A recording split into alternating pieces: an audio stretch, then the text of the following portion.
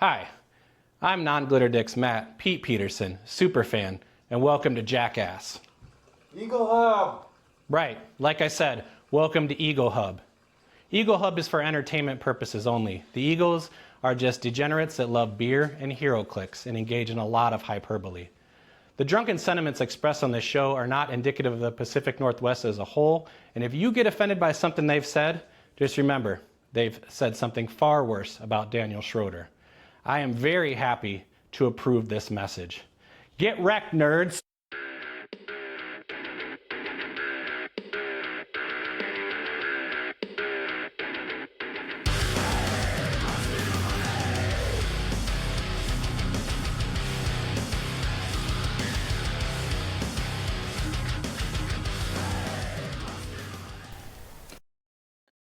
We're back for another episode. This one gonna be a get wreck-isode. I like that. It's cool. Hello, and once again, welcome to the Eaglehub. I am, as always, your host, King Brian, OG and Eternal Clicks Dad. D-Generation Clicks knows me as the producer, known in the Midwest as Brian Dormammu. And I'm joined, as always, by my co-host, Mean Muggins, Corey, GD Eagle. A lot of GD stuff going on the hub, so it's been fun. GD, your damn day. I love that Ask Eagles Anything that you did. Yeah, Made you like? D-Gen look way more important than they actually are. I know. I was like looking through stuff because I was like, oh, I need something. And I was like, oh yeah. And I was like, maybe I think it'd be cool if we threw this up there. So This has never happened before, but I have perfectly centered myself on the horns today. That's right around your neck. That's a Brian Dormammu right there. Yeah, Brian Dormammu, as the Midwest knows me. No beer of the episode for this boy today. My body is convinced I'm being killed by pollen. So, Corey, take away beer of the episode. All right. I got Dream Team from Away Days, which is a local brewery just a block or two away from me. That's crazy that I have two breweries next to me. So Away Days and then Ruse. This is a West Coast Pilsner. That's all they had. They didn't have any hazies, unfortunately. It was either this or some White Claws. And I went with this. Nice. 4.9. Nice. Well, give us that beautiful taste note. Yeah, it's a Pilsner. It's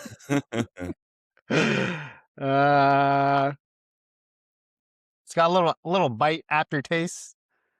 Okay. That Pilsners do. What was Spotted Cow a Pilsner? What was Spotted Cow?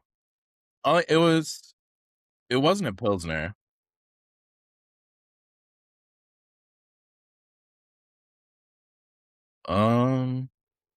This is all right.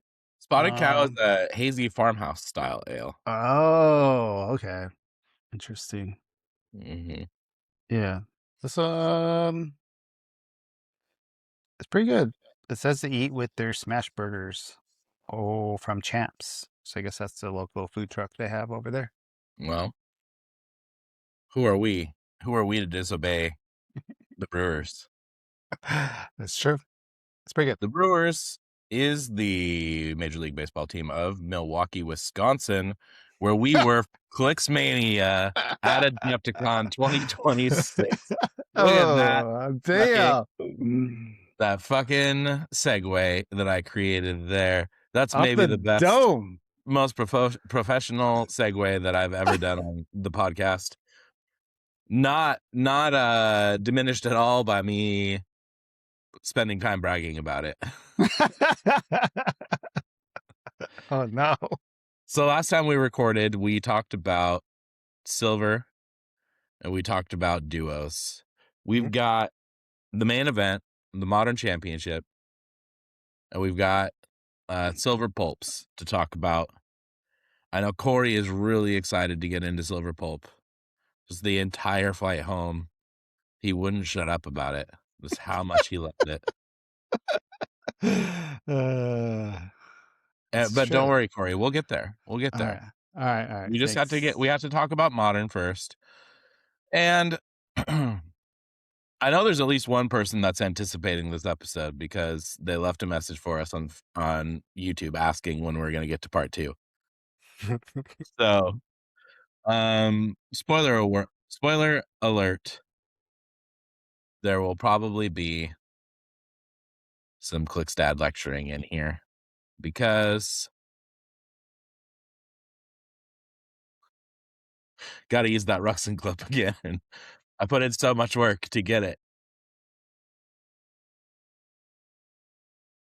But for this modern event, only difference from just standard modern was Juice. Degeneration Clicks is scared of not having free actions. So there was no Beetlejuice. Other than that, completely normal modern tournament. For us, it was like just a Pacific Northwest modern tournament. That's true. As tradition has it, the one who goes first, or who goes worst, must go first. I am finally saved. All right. Modern. We're prepping for Loki's to be the main bad guy of this event. But no Loki's. There were 2 Lokis. Well, I did. Well, did I run against one? Can he run one? No. No, okay. I didn't run against any. So I played Jugs again, just because he's really good against not having his special powers taken away. Mm-hmm. He don't give a fuck.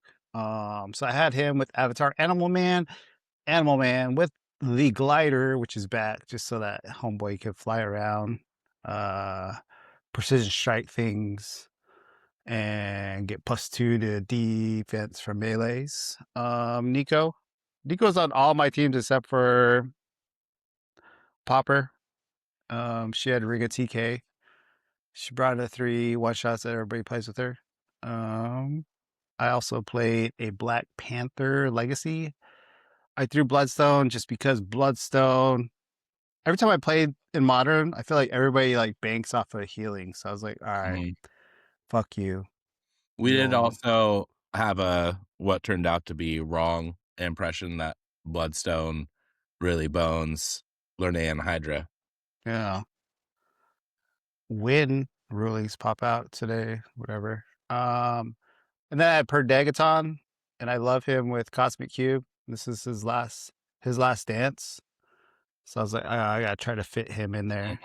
And then him with Cosmic Cube is fun because there's a couple of games where him turning off people's equipment really was a big play. And then Legacy Tri-Sentinel, just because he's so good. Sideline Halt Mutant, a Mega Level Threat Detective, so I can bring in another Tri-Sentinel against rogues or Prime John Stewart. I brought him in there. Crimson Band of Sedrak, one shot. Images of Icon, one shot. Shield of the Seraphim, one shot. We have the Abscissa to keep Jugs alive. Ares, because again, last dance to do the thing before the erratas. I had a Mimic, which is cool because it made a lot of people scared to pick things up. Yeah. They all heard about my D20 rolling of a D20, so they were frightened. And Prime Reverse Flash, because why not?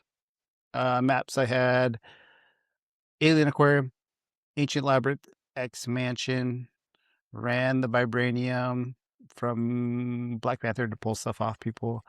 The head just to turn off shit changes and stealth. And upper body because it's a free fortify of sorts. So Yep. yeah. I was gonna say one interesting thing to me is, playing here, we treat Mimic as like a solved problem, because like the good players here all just have Mimic solved. So it's interesting to go elsewhere and see Mimic be such a threat. So it was cool for me to see you catch people with Mimic multiple times. Yeah. I think it's bigger when people were playing like the 1x2s or 2x2s, but like not a lot of people, at least in modern, aren't playing them as much. Yeah. I feel like, or at least they forgot how to play against a Mimic. So I don't know. That might be it. So, but Because anyways, I've gotten so used to, I play Miles. Everybody knows how to get around Mimic. So it yeah. always for me feels like, well, that's just a wasted sideline spot. Went 3-2 on the day. Cracked top 16, but that was it. I had a good time. A lot of cool games. I feel like I had an Hadari team that I was wanting to play, that I was also play testing, but Yeah. decided to go with this build, which is more smash and bash. But yeah, I think the other team might have done a little bit better, but that's only because we didn't have as many Lokis as expected. But it's Yeah. fine. I had a good time. So a spoiler alert for the future, looking at your matchups, you played one of the people who had their mirror 300 game that happened in 15 minutes. You played them to time, and they scored 90 points and gave up 5 points. Just a piece of data for later.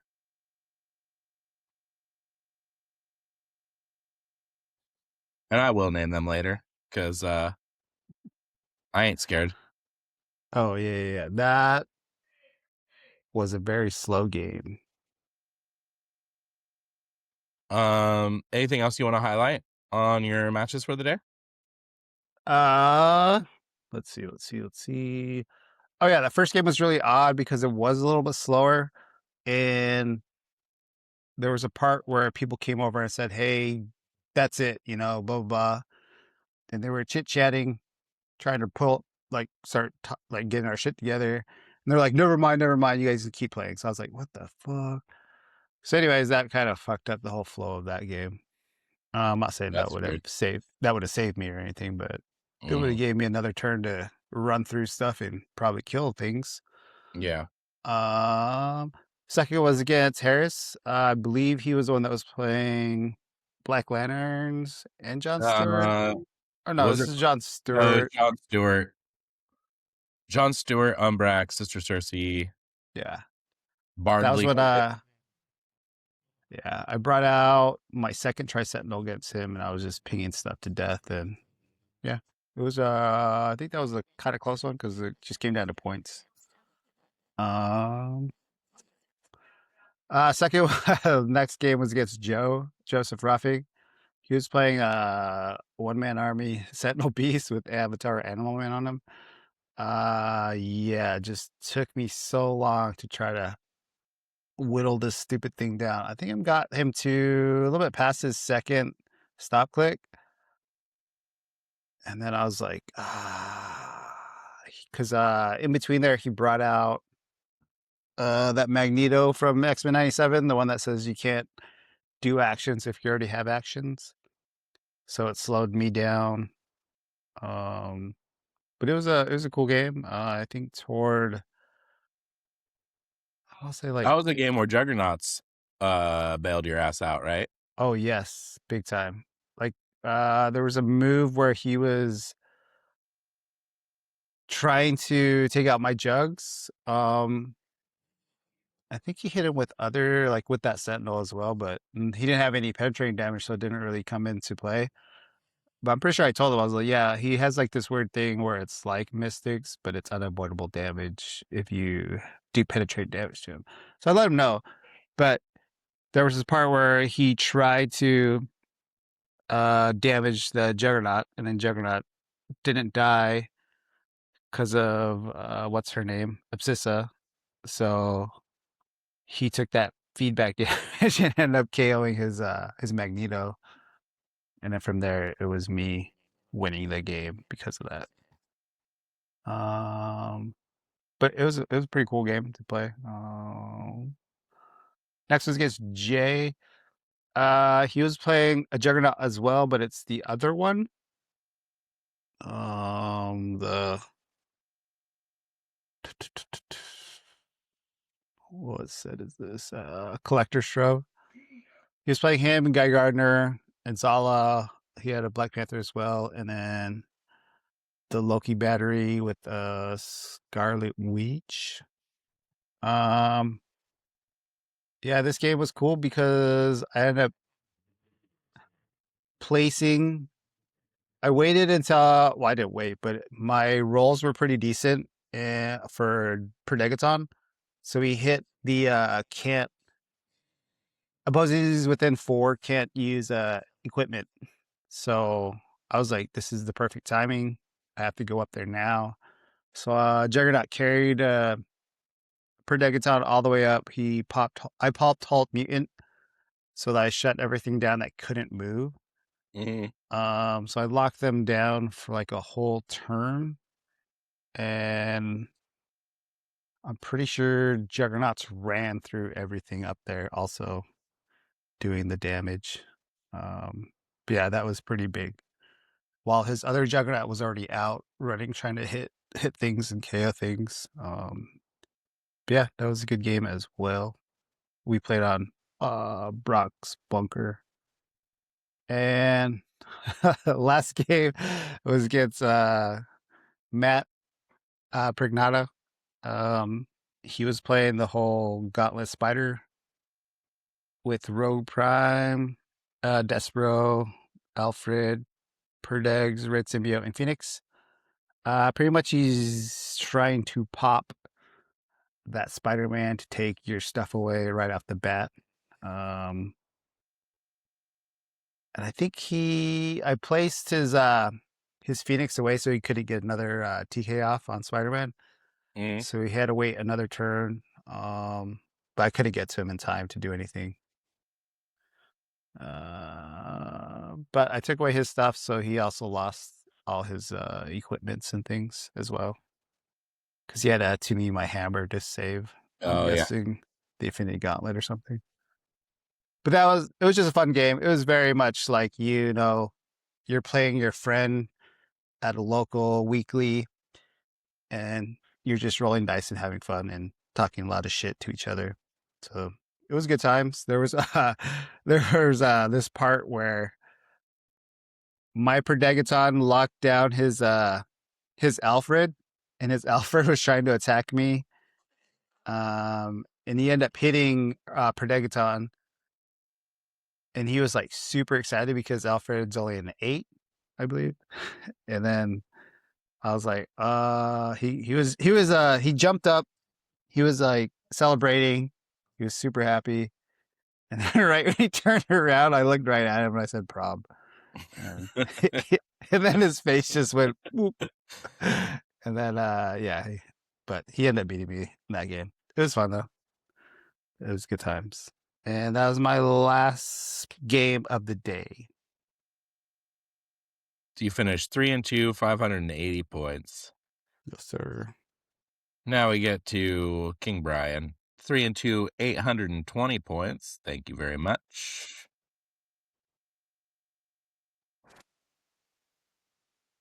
So I was playing Loki, Sorcerer Supreme, with the Bloodstone. We'll talk about that in a second. Lurnaean Hydra with Avatar of Animal Man. Nico Minoru, nothing on her for a reason. Doctor Strange, Ring of Telekinesis. Then on my sideline, I've got Oshtur, which would go on Nico Minoru. We've got Diabolic Bargain, Resolve of the Green, Spectral Armor, Crimson Bands of Sidorak, Images of Icon, Shield of the Seraphim, Animal Man, and an Astral Doctor Strange. HC Units is failing me because the team name was Doctor Strange Astral Play. And some people have made it that we just can't have a fun time anymore with our titles. So, Yep. Mystical Mob. Maps, Cramptorian Imaginum Emporium, Guardianship, The Tangle. And then I had the Kryptonite Ring on my side, or from my markers, the turned over desk, a 2x1 elevated, and lower body. Bloodstone was on there because we were under the impression that Bloodstone reduced Hydra's free regen heal before he could reduce for the heads, which turns out is not the case. So I would have much rather played something different with those 10 points. It turns out the regen wasn't really that big for me. Would have liked to have had something else, but that's always the thing with new rules. Always new things to learn. Ashtor was really cool, though.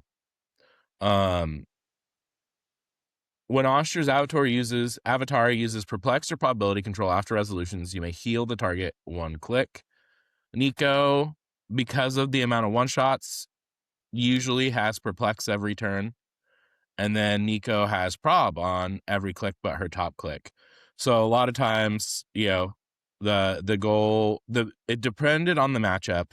If it was a matchup of a team that relied on a lot of special powers, say a rogue with destroyer armor, or Gauntlet Spidey, or a Black Flash and Spot, not Black Flash, Reverse Flash and Spot. All of those are matchups where I go like, all right, I have a huge advantage if I take away your special powers. So these games, we're going to damage Loki to a stop click. I had a couple ways to do it. Generally, I could get most of the way there just with the 3 TKs from Nico and Doctor Strange and their sidesteps and the turned over desk. And then most games I'm left with one shot that allows me to give Loki an unavoidable damage between Diabolic Bargain and Spectral Armor. And then I also have the Kryptonite Ring, which was another way to damage him 1. In practice, I also looked a lot at Destroyer Armor on Loki, Sorcerer Supreme. And I think in a format with Beetlejuice, that will likely be the way that I go. Because all of the damaging principles to get Loki to a stop click really fast, really rely on free actions. And so it's too big of a gamble. I feel like, the other way is to use, the guy that does one unavoidable whenever somebody else TKs. Despero. But I think that Despero is kind of a liability because he doesn't really give you much besides that. But yeah, so that's my team. Nico is a surprisingly good support piece at 50 points. Hydra is fantastic. Let's get into my games. So first round, I played Matt Pignano. Fun game. We both want to get to stop click. We sit down and we both go, all right, it looks like whoever wins roll off is set here. And I win roll off. I choose to go first. He drops some blocking in front of my stuff, trying to fuck up my TK lines, which Hydra just goes, I don't care, and runs through the blocking. Sets up my things. Loki goes off, and then it just becomes this kind of entertaining game. His team can still deal damage even without that Spider-Man. So it was a fun matchup. Okay, then my second game was against Lou Minotti, obviously real named. Otherwise, no, you know what? Out of respect for this friend, I won't drop his real name. Which is a new thing on the Eaglehub. Well, it's been said multiple times. I don't know why. Yeah, I know. So this was a king versus king battle. The king of New Orleans versus King Brian. Let's see. He was playing Hydra. Stop me if you've heard it before. Nico Minoru with Bloodstone. Zala Jor-El with Godkiller Sword. Reverse Flash with Avatar of Animal Man. Black Panther, Ring of TK. Legacy Tri-Sentinel, and Lucas, PJ, and Scott. His sidelines, he had Halt Mutant, Pim Particles, Spectral Armor, Crimson Bands, Images of Icon, Shield of the Seraphim, Animal Man, Ares, Black Flash. And this was my first game of the day where the Brian dice really came out to play. And after the game, Lou says, "Oh, yeah, I've seen it in person. Brian dice are real." Because I had him dead to rights, and then my dice just completely failed me in this game. But a well played game by Steve to take advantage of my oh, there it is. I said his real name. To take advantage of my Brian dice. It's one that after the tournament I was like, God, I would like to have that one back, because that is a matchup that I should win. But it was a fun game. First time that we've gotten to play each other, so really enjoyed it. My next round was another first time. No, it wasn't. Excuse me. My next game was against Steve Favre. And he and I had a very funny game in that we ended up with our Hydras basing each other in the middle of the map. And neither of us really wanted to hit each other with their Hydras. And we lost literally 4 or 5 turns from both of us failing to break away from each other. Like, I had 3 probs and failed breakaway with my Hydra over and over and over. He had 1 prob, continually failed his breakaways. So our Hydras were just wasting actions trying to break away from each other and not doing anything. I was able to do some ring around the rosy with Rogue to keep Rogue off of my people. And the final score of that game ends up being 55-20. my lowest scoring win of the day. Fun match though. Like, he and I were laughing so much at just how ridiculous it was. Then that puts me in round 4 against Pat Frazier. First time getting to play Pat. Very happy to get to play Pat. Pat was playing an interesting team. It was Abomination Prime with the Avatar of Animal Man, Spot with the Godkiller Sword, Manifold, the Legacy Manifold with Ring of TK, Black Panther with the +1 longsword, Perdegaton with the Sinestro Core Ring, 2 copycats, Lucas, PJ, and Scott. He had 3 one-shots, Fortify, Halt Mutant, Web Swinging, and then Ares and Mimic on his sideline. Pat did the most interesting job of disrupting my my Loki plans of anybody all day, which was he didn't Perdegaton who people usually Perdegaton on my mix, and it really threw me off. And then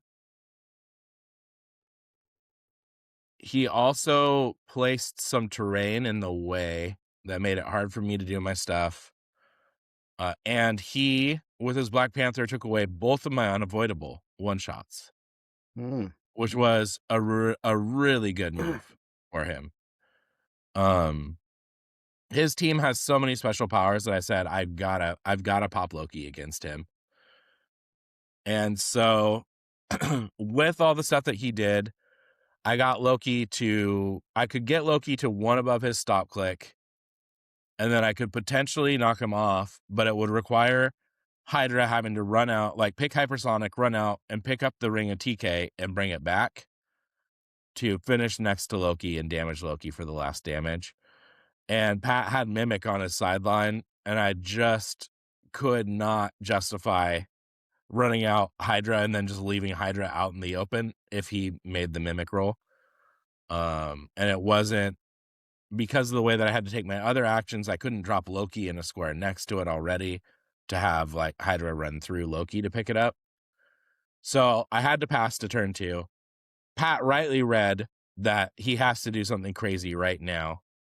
So he YOLOs across the map with his entire army, uses TKs to get my elevated way out of the way, and then locks down my guys so that I can't get Loki out to just like run over to the kryptonite ring.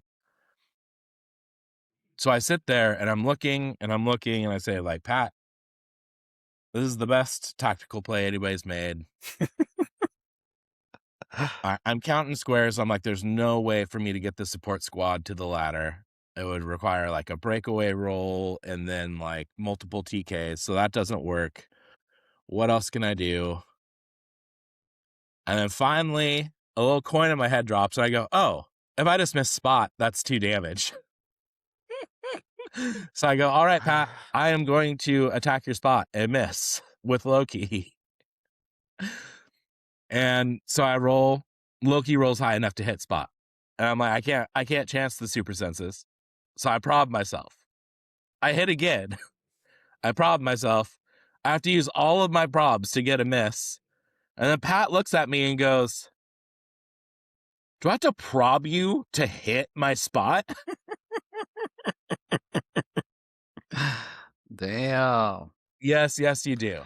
Well, He ends up, Brian dice kick in at that point, and he ends up not being able to prob me into a hit. That pops Loki off. And I go, all right. We're in a good place now. The other thing that set off my pacing was because I was worried about the ring stuff. I did not drop a head off a Hydra on turn 1. So I was behind on getting Hydra to 7 heads as well. So the last thing that I do of that turn is like, all right, I've got that done. That diminishes Spot as an enemy. And it reduces but doesn't completely reduce Abomination. And I go, all right, I can still charge with Hydra and get a fair amount of damage out by choosing Close Combat Expert. So let's do that. Charge out, crit miss with Hydra. Which with like all I have to do is hit Abomination to get him off of the 6 damage I think he is on his top click. No, 4 damage, but it becomes 7 damage because of the way that he can copy everything with his copycats. Mhm. And his trait gives him a +1 to attack and damage against Hydra because Hydra has the monster keyword. So in order to survive, I needed to get him to click 3 so that he's a 3 damage instead of a 4 damage. Because at 7 damage, that means best case scenario, I'm still taking 3 damage twice, even if I drop 4 heads in the process, which is enough to KO Hydra. So I'm looking at it as like, I know I've got to get him to click 3. Instead, I crit miss, and then that just means, all right, if he flurries and hits both flurries, I'm dead. Which is what happened. So that was a rough game. I wasn't mad about it. Because it was a little bit of the dice bit me, but Pat also had a fantastic plan. And good grief, I don't think I've ever played against 2 copycats. And the copycats being able to just copy each other's copied powers is silly. So, because copycat can use standard powers other characters within range can use. So you put them 3 squares from each other, and then they just create this like overlap where they copy each other. It's really, really powerful. Mm-hmm. Nice. And that leads us into our last round. I play Ryan Harris, who you also played, Corey. Yes. He was playing the Prime John Johns. Stewart at 100. Yes. And Umbrax, I said, "Oh, my friend, this is bad news for you. I probably am the only person who might know these two pieces better than you do." Oh, yes. And that game was pretty rough for Ryan. My dice came around. I know how to deal with John and Umbrax. My team doesn't really get hurt by loss of keywords, and it doesn't really get hurt by loss of equipments. So I beat him 300 to 30, and apparently I was the only person who KO'd his John Stewart all day. Yeah. I didn't. Which I was like, dude, that's a great piloting of that John Stewart, because I love John Stewart, but John Stewart can go down like a soft cookie in the wrong environment. So that finishes my day. Wish I could take back my games with Lou or Pat and have the Brian dice not completely fuck me in those games. But you know, the combination of the low score in my game with Steve and then just not scoring enough points in my losses kept me out of standings. Even though, you know, my wins were, 2 of my wins were 300 and 290, having one of my other wins only be 55. And then my losses only be 130 and 45, just put me too low on the standings. Allows Miles for a little bit longer to brag about how he placed ahead of me. So, all right. There's things to talk about now. We'll get into the top 8, but there's an inciting. I'm sure many of you who are tuning in have been waiting for us to weigh in on this. There was a little excitement that happened during this tournament that included a couple DQs, some yelling, a person having to be escorted out of Adepticon for the day. And we need to touch on it.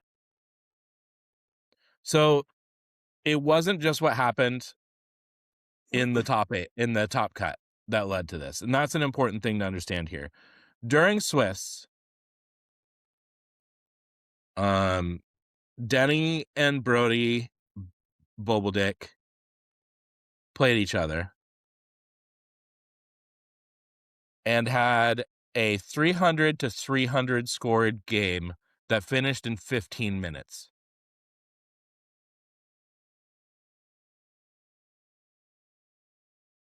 Corey, have you ever seen a 300 to 300 game in 15 minutes?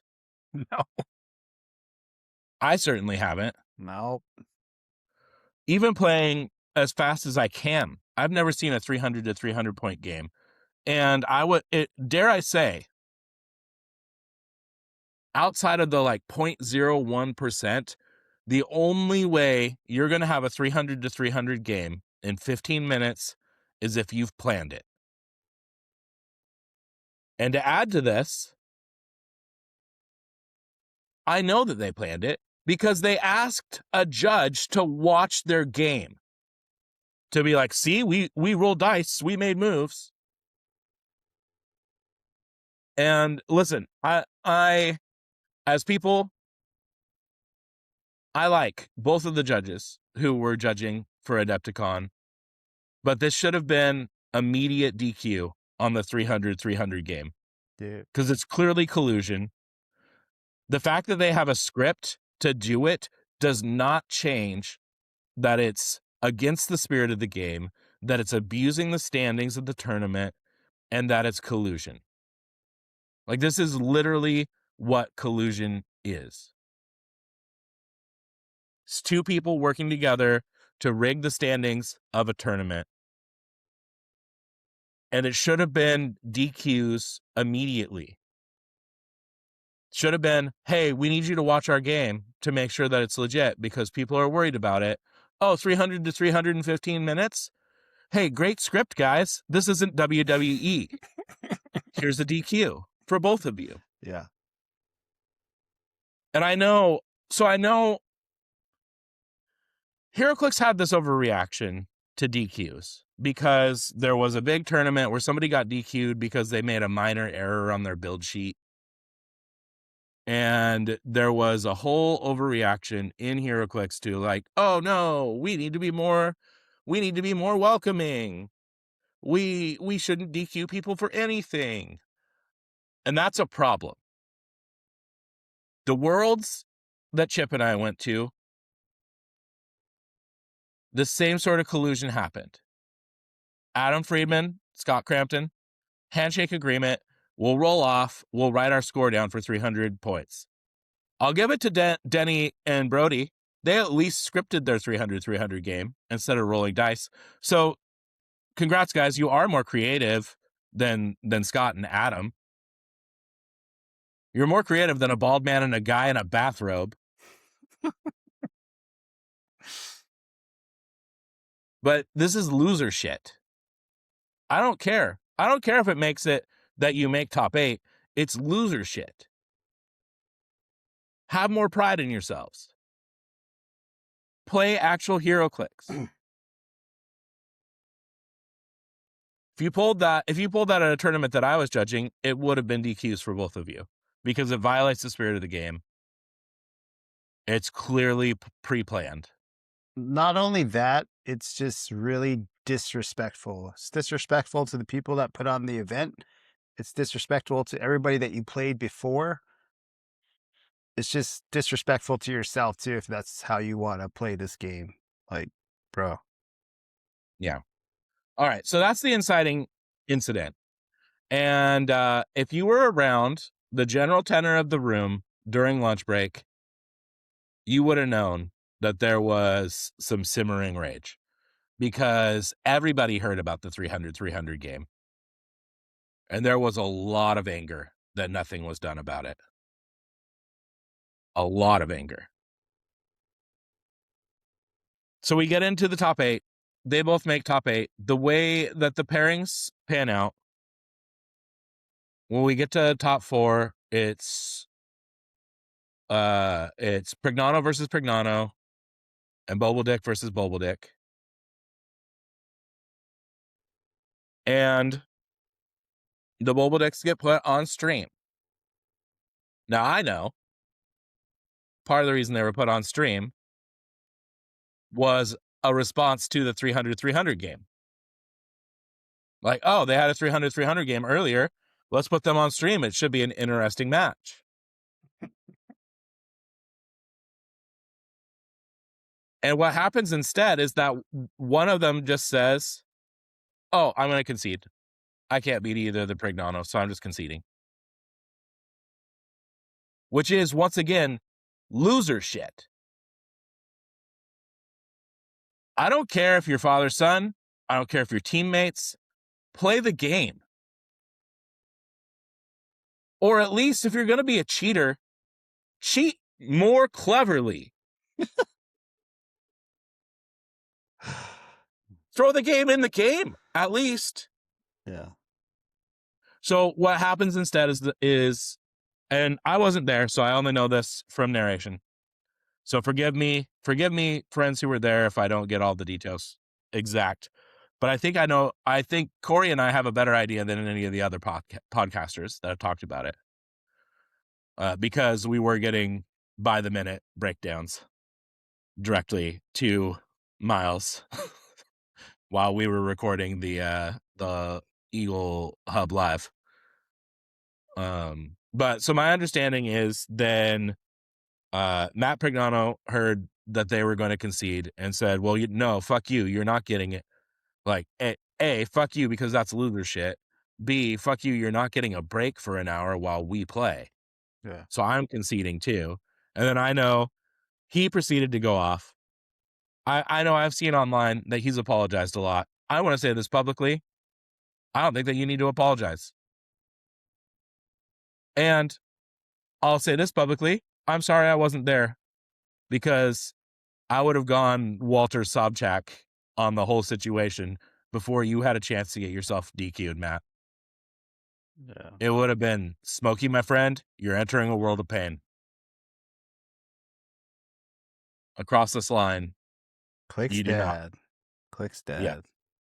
So here's the thing. I could yell more. I don't want to. What I want is for people to respect the game and respect their competitors. And this conceding to try to make the matchups better, this, oh, let's script a 300 game so that we can help each other in the standings. It's all loser shit. Have more pride in yourselves. Yep. At this point, I'm not mad. I'm disappointed. I knew that was coming. Yes, sir. I am a Clixdad. I may not have earthly children, but I have Clixley children. Oh shit. Yeah, that's Yeah, and don't try to wild. say that it's, you know, any of your other excuses. This is what I think. Oh, it's not playing. No. So pile into your clown car of lies, because you're all going down. Lies, lies.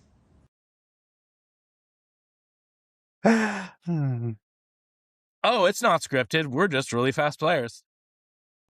Lies, lies. I can't actually beat either of the other Prignanos. Lies, lies. Boop, boop, boop. Oh, yeah. All right, should we talk about top 8 from this now? Everybody's gonna leave now. Come on. Mm-hmm. Yeah. Coming in 8th was Logan Prignano. Playing Rogue. Had Rogue with Destroyer, Morph with the Indigo Tribe Ring, Morph alternate card. The No Defense for You Captain America, Black Panther Ring of TK, Perdags Copycat. Solid. Nice, a nice sweaty team. I appreciate it. 7th, we had Brendan Sal. Sorry if I said your name wrong, Brendan. I played Brendan in silver. Had a great time. He was playing Ulysses Bloodstone, my man. Dang. Ulysses Bloodstone with the Bloodstone, Caveman Wally West with the Longsword, Diana with Avatar of Animal Man, Reverse Flash with the Chain. Oh, hell yeah. Team up card Captain America, making all of these people Avengers. That's cool. I like that. And then the team up the Scarlet Witch from that same pack. So giving everybody Mystics as well. Ooh, it just needs It one needs- strange. Yeah, it really needs a strange. And then he had Predagaton on it. But good. Awesome build. Yeah. Cool build. Very creative. I love it. Silver builder of the ward right there. Yeah. In 6th place, the other Loki Sorcerer team. Loki Sorcerer, Legacy, Juggernaut, Eternity, This guy. Parademon, 2 Copycats, the Phoenix. I never actually saw what he was doing with Eternity. So he had Avatar of Bast. So Outwit and Willpower. Yeah.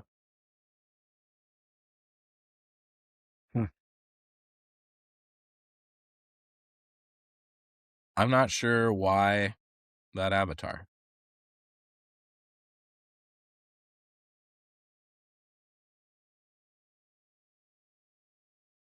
Anyways, interesting build. Sad that I wasn't also able to represent the Loki Sorcerers in the top 8, but glad there was one. In 5th, Matt Liner.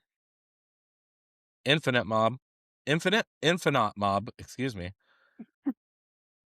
Infinite at 150 with the Avatar of Animal Man, Mogo, Giant Sinestro, Perdegaton with Biogram Image, Black Symbiote, Red Symbiote. Oh, Matt. Oh, Matt. Cute. Cute.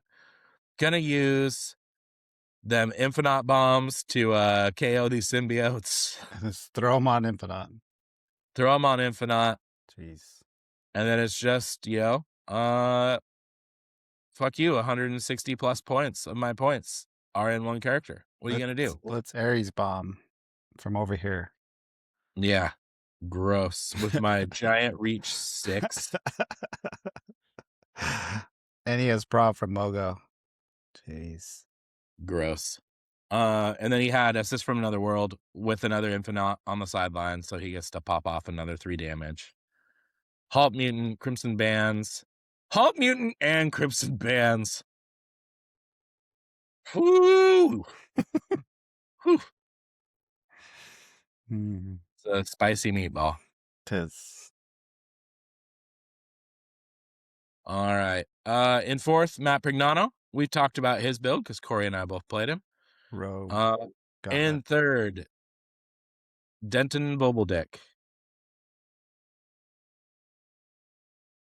Kilseum. Captain America, Killiseum, Spot, Eternity, Avatar of Bast. So this Eternity Avatar of Bast thing was a popular combo, huh? I think they're teammates, so yeah. Okay. Yeah, I think it just gives Eternity Outwit, and then he also gets Parademon's Enhancement. That's all I can think of. I'm not too sure. I didn't watch any of their games. I mean, yeah, sure. Eternity can see through elevated, hindering, blocking. I feel like there's better things than Outwit. What do I know, though? I didn't make a top 8. All right, and then in 2nd place, Brody, Captain America, The Spot, Reverse Flash, Black Panther, Predaton, Copycat, The Phoenix,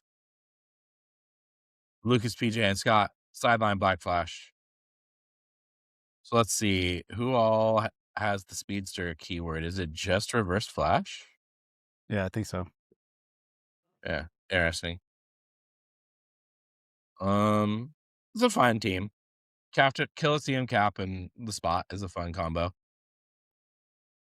I would have loved to have played this team though, because my God, does this team love special powers? Oh yeah. And then our winner, a true champion, Yeah. Ricky Prignano. God, I love one of the pieces on this build so much. So with Prime Rogue with Destroyer, Morph, Legacy Black Panther with Ring of TK, Titania with the +1 longsword. I fucking love this Titania play with Rogue Prime. So good. That brute. Yeah. So her trait, friendly characters with the brute keyword take a maximum of 1 damage from opposing characters that can use super strength or close combat expert. Well, whole lot of other pieces in Modern that can use super strength or close combat expert. Smash and bash. Including other rogues. Mm-hmm. Fantastic. Do you just hide her in the corner? Oh, and he has Snarf. That's what I thought you were talking A true man of distinguishment. Oh yes. Get that sweet support.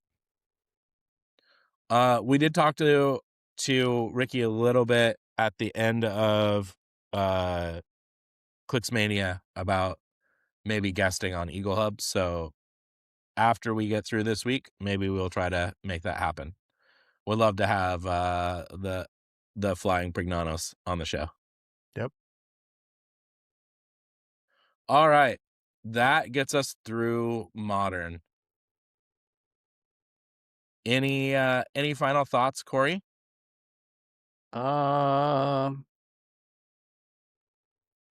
it was surprising for the meta of what was played at this tournament, but again, it was drawing a lot of things that we all knew was gonna get banned or added, so it was kind of what I expected as opposed to not seeing as many Lokis, but Yeah.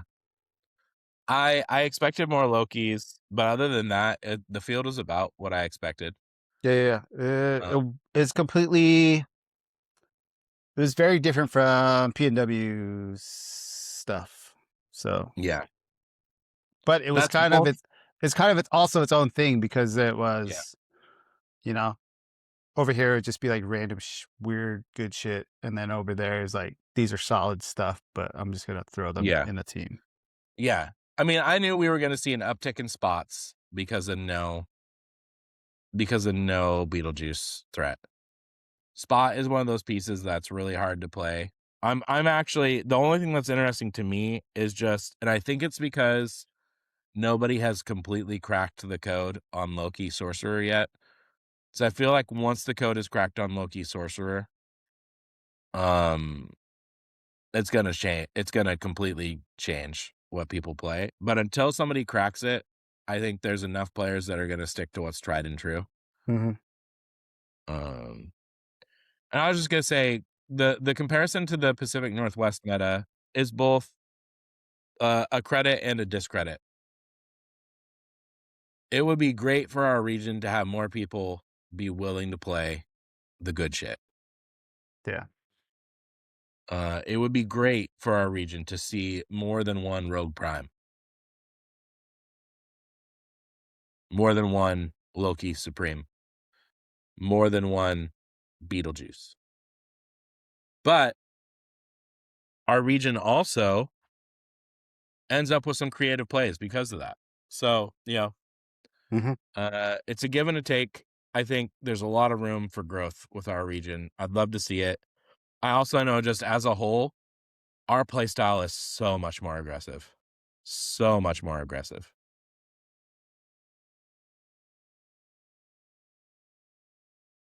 Huzzah. All right. Should we move on to silver pulp? If we have to, just joking. I Yeah. don't think Yeah. that we Yeah. need to go nearly as in detail on silver pulp as we did in modern. Yeah. And, Corey, even better for you, you probably don't need to spend a lot of time given that we built your team on this podcast. Yes. There was one tweak though that we did make because we needed some sort of TK.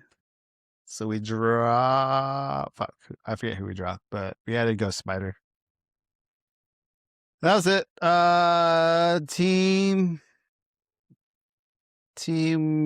it was fun.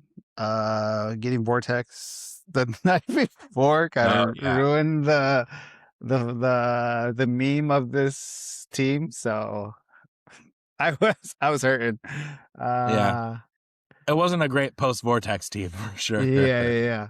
You needed more of a big dumb bitch build. I know. I needed a big. It's very smash and bash. I feel like Yeah. for pulp, a lot of like 2 damage pulse wave stuff really wasn't cutting it. Everybody pretty much had like a main attacker, a secondary attacker, a tertiary, and then kind of support, but still able to make plays. That's what I felt like, which is Yeah. fine. But yeah, but like I said, I don't really care for this format, so that's why I went with us building this fun team. So it did less than what I was expecting because you can't bank on hitting spider senses on a 4 through 6 because I'm pretty sure I only hit 5s and 6s. I never hit a 4 in any of my rollouts. So yeah. No reducer, so my team went down pretty quick. The games I did play, I had fun. That's good. Yeah. I played a variation off of the build that I played in Washington. It was Ronan, Hal Jordan, Kazar. So Clixmania added a restricted element to the silver pulp. We should talk about that at the end. I think it made the building scene much better. Oh yeah. But yeah, Kazar was my restricted piece. Orb, Red Widow. Red Widow was my new addition. I had the rally die Scarlet Witch on my last build who rally dies on ones. Replaced her with Red Widow because I felt like when I played it last, I just didn't have enough attacks. So let's just add more attacks because the way that I play this team is truly just potato. It's just, all right, all my guys are close to you, and now I've just charge flurry, charge flurry, charge flurry, charge flurry. Eventually, the Brian dice have to let up when I'm rolling this many attacks, right? The Nort, Dog, Spider-Man Noir, Despo, and Frenchie. I went 2 and 3 on the day, and honestly, and I hate to say it this way, I'm more disappointed in myself that I didn't make top 8 in Silver Pulp than that I didn't make it in Modern. Which is, yeah. Yeah. The Brian dice, is that what happened? There was some Brian dice. There was, while I did not get vortexed, I was definitely a little foggy. Which hurt me later in the day. So, first round I played Maps Peterson on the stream, and my dice made up for every missed roll the entire weekend against Matt, which was just a vortex of like, all right, both of us have an orb. We want to roll ones. Time for me to just roll 10s plus on every attack roll for a game. So I win that 340-0. I played Looper the next round. Looper, like Matt, was caught off by how far I could get with orb. Oh yeah. So I took out his orb and his Kazar on turn 1. Against Matt, I took out his Supergirl on turn 1. My third game, I played the bronze building long neck. Austin Flamington. This was my favorite build that I saw. It's where the bronze builder thing came from. I looked at his team and I just said, this is some bronze builder shit, dude. Which is like half a compliment and half an insult, right? But the part that makes it most bronze builder is that he's rocking Poison Ivy from Batman the Animated Series. I love this. Oh yeah, I remember this one. Her biting vines are great. Then he's got Stegron, which I know we had talked about. There's something with Stegron. He's got Scout, who has the family bonding trait. When a friendly bystander hits after resolutions, a friendly character with the family bonding trait may make an attack. But he also has, where is it? X-23. Who can take advantage of the ones from Scout and then has her own little thing. The Spectre. This was the one that got me, because he's got the Spectre giving the 2 damage mystics to himself, and then mystics to everybody around him. And I just I really needed to get Spectre out of there because Spectre was kind of a linchpin and like the easiest 50 points. But I was like, man, my flurry guy just dies when Spectre does 2 damage, though. Duke Thomas. Duke Thomas is so good. Oh yeah, that's a bronze right there. It's a staple. Yeah. Jason Masondale. which is like Point a denial. fine piece by himself, but it's also point denial because then you've got to deal with Demogoblin, Hobgoblin, or Jack-o'-lantern after you take him down. Same with Spectre. Spectre is point denial because when he would be KO'd, you replace him. Mary Jane Watson, point denial. So he has built in a lot of good, like, little defensive point denials as well as like his main thing. Yep. So I looked at it. I said, all right, Scout is the biggest threat to me. I've got to figure out how to get Orb across the map and take down Scout, which I did. And then I got a hit on Stegron, which was, it would have been much more optimal if I could have hit Scout, like KO'd Scout, and then KO'd Duke Thomas, which I knew. I knew that, like, for me to survive this game, Scout and Duke have to go. And he did a good job of hiding Duke in the corner in a way I couldn't get to him. The Brian dice kicked in later when I kept fucking missing Duke Thomas. I don't know how many times I missed Duke, but it was ridiculous. But it was a fun game. Austin's a great player. So while I'm sad that I lost that game, I'm not that sad because this was a great team. Nice. Then my next round was against Logan Prignano. Final score 395 to 265. This was the game where the Brian dice were just real bad down the middle of the game. Logan said literally in our game, dude, I don't know if I've ever seen worse dice rolls.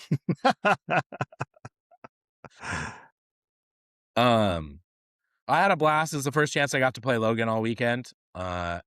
Good kid. Love playing him. And then my last game was against Jeremy Toleronic. And this is the game that I am really mad at myself because I got the choice between going first and choosing map. And I autopiloted it in my brain to what I would do in the Northwest, which is I want to go first. And I didn't even think about map.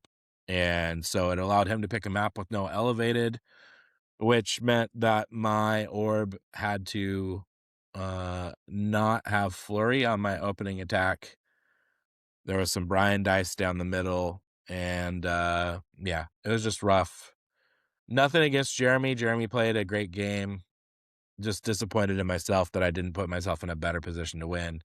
If I win that game or the game with Logan, I'm probably in the top 8. Mm-hmm. So,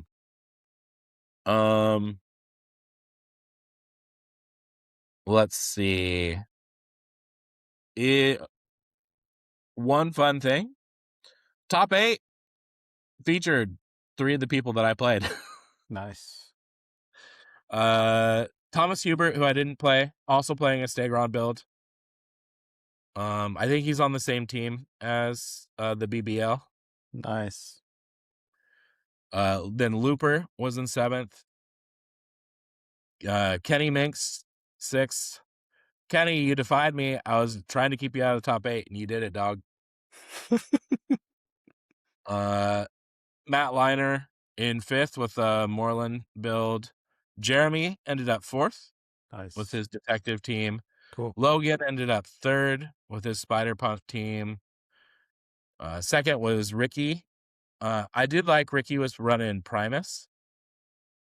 So Deadshot, Primus, Hal Jordan, Orb, Red Widow, Manifold, Mr. Mind, Teen Lantern, Madison, Black Manta Goon, Aunt May, Timebreaker. That's a whole lot of shit. I like it.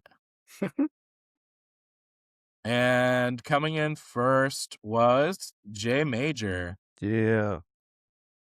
Blue Marvel at 150. X-Men SOP Storm at 70. Doing her Giant Reach 3 Quake with Exploit, which is a cool play. Yeah. We got Phoenix at 60 points. That's pretty good. We got the rare Nightcrawler, which rare Nightcrawler from X-Men 97, which I have thought this piece is like a underlooked piece. So I love to see that. Valerie Cooper, who I love. Red Lantern recruit. Stepford Cuckoo, and a Moloid. Nice. I love me some Moloids. That's cool. Congrats, Jay. Congrats, Jay, on winning Pulp. Sorry we're not more excited about it than we were about Modern. But yeah. You got a belt? You got a belt, and we did not. No. You got that on us. Good shit. All right, should we get into some questions, Corey? Unless you got a frittata. I suppose.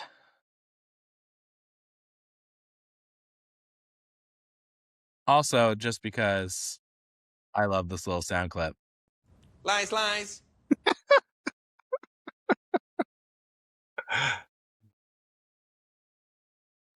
All right, let's see what we got in the Illuminati room. Beyond all of our discussion about some new music released today. Yeah, baby. All right, let's see. We used that one. We used that one.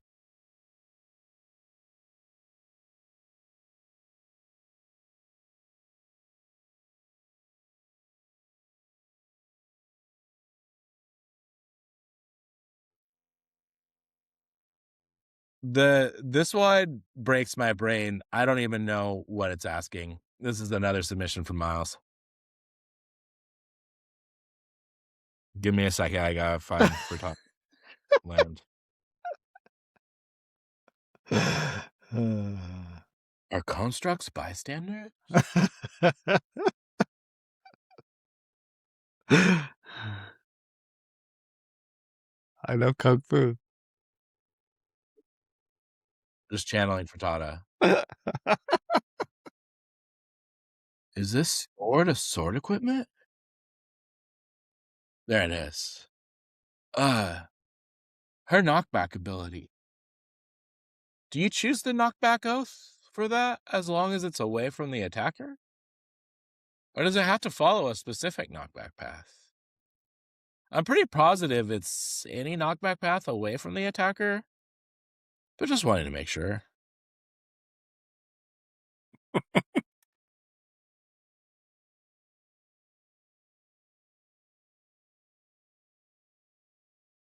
So do you choose the knockback oath for that as long as it's away from the attacker?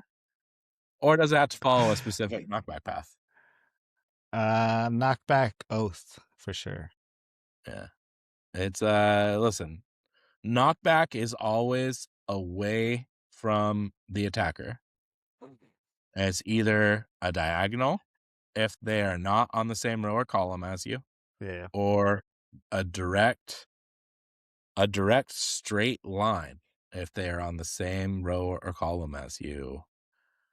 It would be fun though to just be able to create your own knockback path. That sounds cool. Yes, please. All right. One more.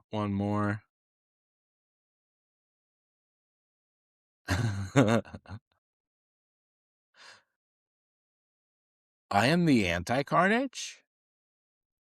If he shares a word with the opponent +1 to all single D6 rolls. If I roll a 1 on breakaway, do I still fail? He has plasticity. My goodness. You know what? I read this wrong. This should have been read as poetry. Let me try that again. Yeah, haiku. I am the anti-Carnage. If he shares a word with an opponent, +1 to all single D6 rolls. If I roll a 1 on breakaway, do I still fail? He has plasticity.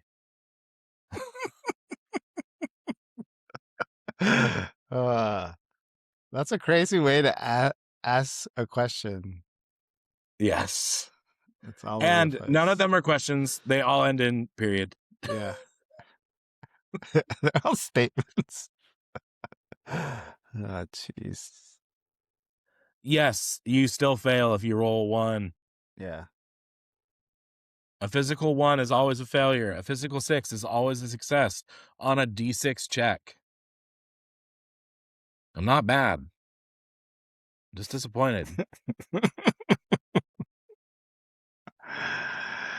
All right. You've got questions. Eagles have answers. I threw this up hour plus before we started recording. Those are the best ones. You didn't ask for it, but I was like, I better do something. So I hurried and put something together and threw it up. So we did get some. So that was kind of cool. All right. Again, all comments. I was just going straight down through so I don't miss anybody like I did for poor maps. All right. Manny Kinks, are you going to H4H/Rock Cup? Question mark. If not, is it because you are scared to face Lou B. Minotti? Question mark.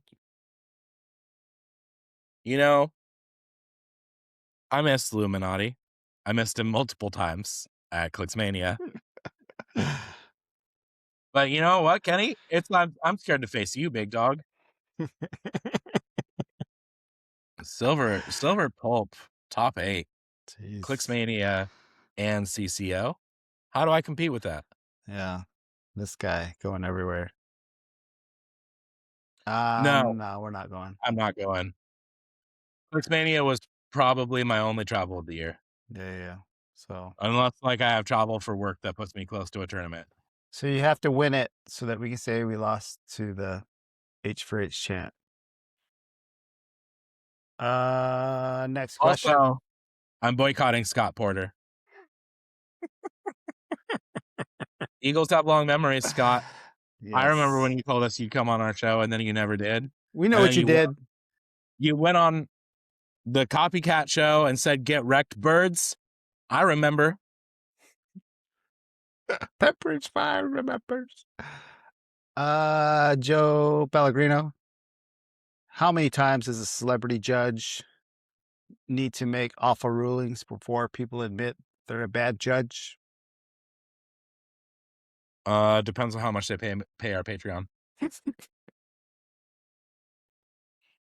the new Patreon tier. You can pay us to pretend that you're a good judge.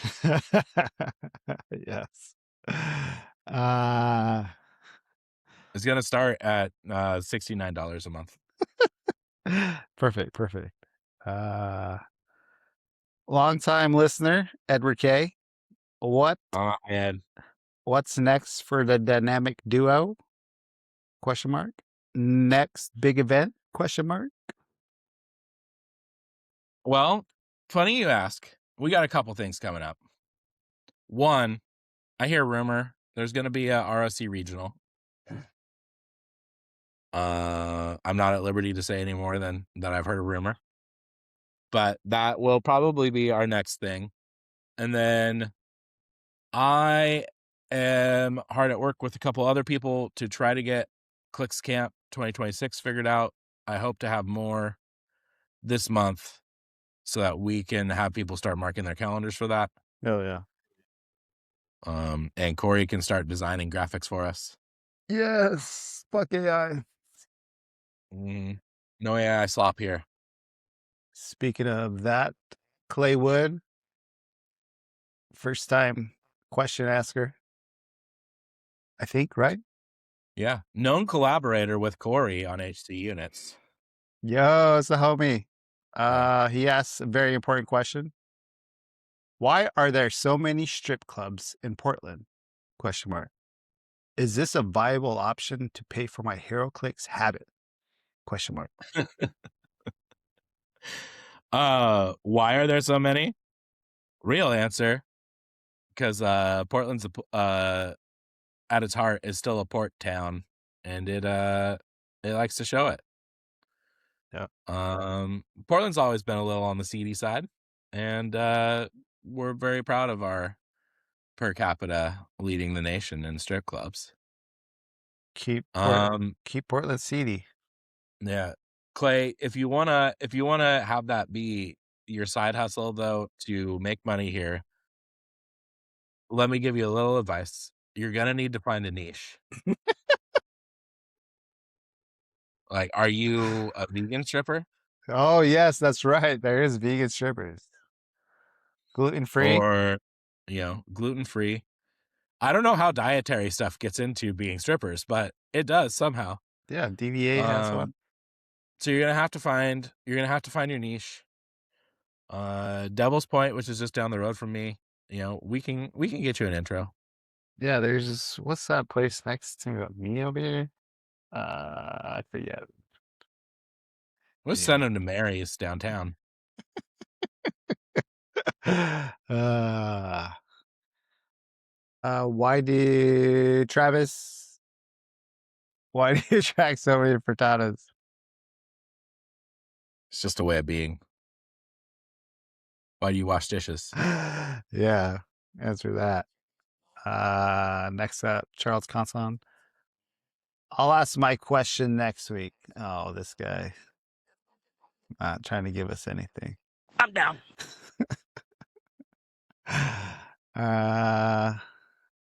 Friend of the show. Super fan. Maps Peterson. Win rulings today.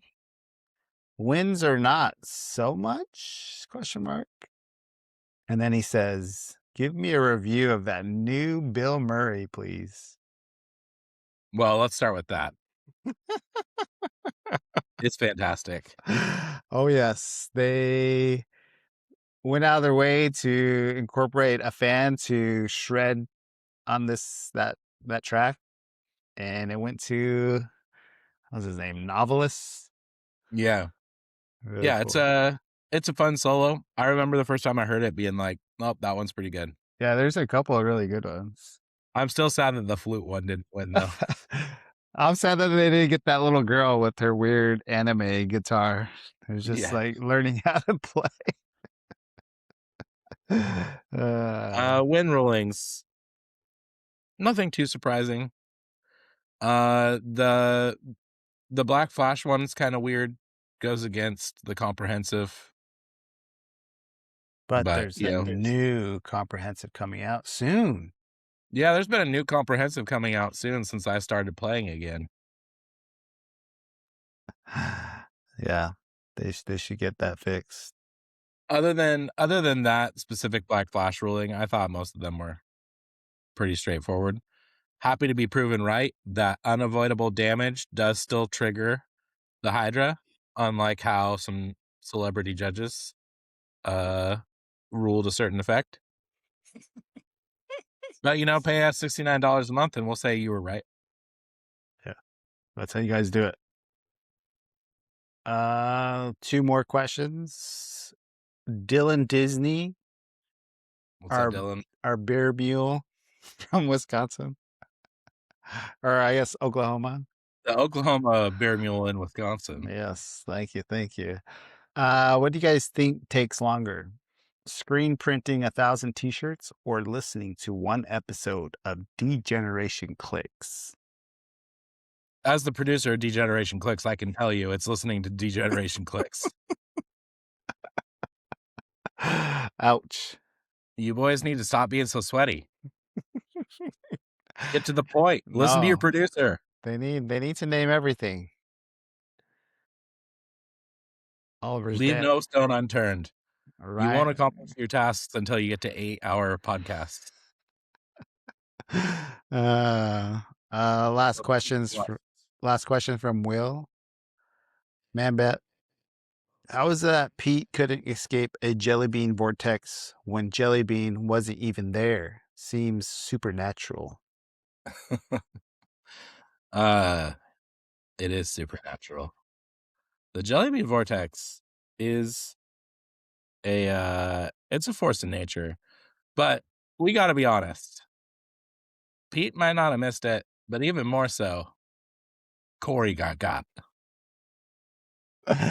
Yes. This guy lost his glasses for like 2 days. 2 days. Found it. Mhm. Hugging in between 2 furniture items. Jeez. Yeah, that's it. Had to be squints for silver pulp. I know. That wasn't good. Well, Also, cut you off. I just gotta tell you, I cut you off from spending another $15 on the jukebox at that bar. that's crazy. It went by so quick. So I just remember picking songs, and we had like so many credits, and then all of a sudden, like all of them were taken. So I was like, oh, good. Oh, good. I'll put in $15. And then we went through those $15. You're like, I'm gonna put in 15 more. And I was like, the fuck you are? Stop it. And then I turn around and you're like, I paid $20 at the bar.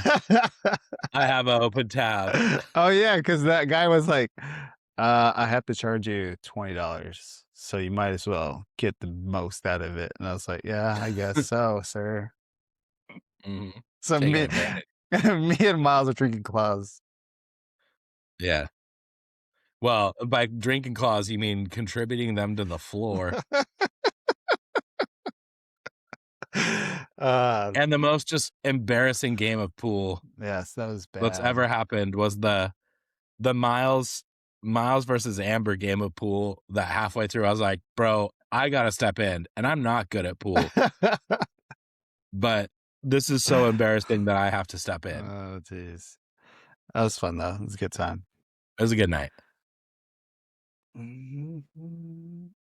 I hope to repeat it next year. Yes, let's do it. Hopefully more people will show up. More unique players. Yeah, so we'd have more than one unique player. Yes, exactly. Kenny Minks, unique player. Where's his award? Yeah, we should bring him a unique player award next year. Oh, yeah. Yeah. He'll wear it, too. Because he's down. The Steel Frittata unique player award. Perfect. That's it. That's all the questions. All right. Well, you've made it through another episode of the Eagle Hub. Until next time. Get wrecked, nerds. Get wrecked, nerds. Lies, lies. Abolish ICE.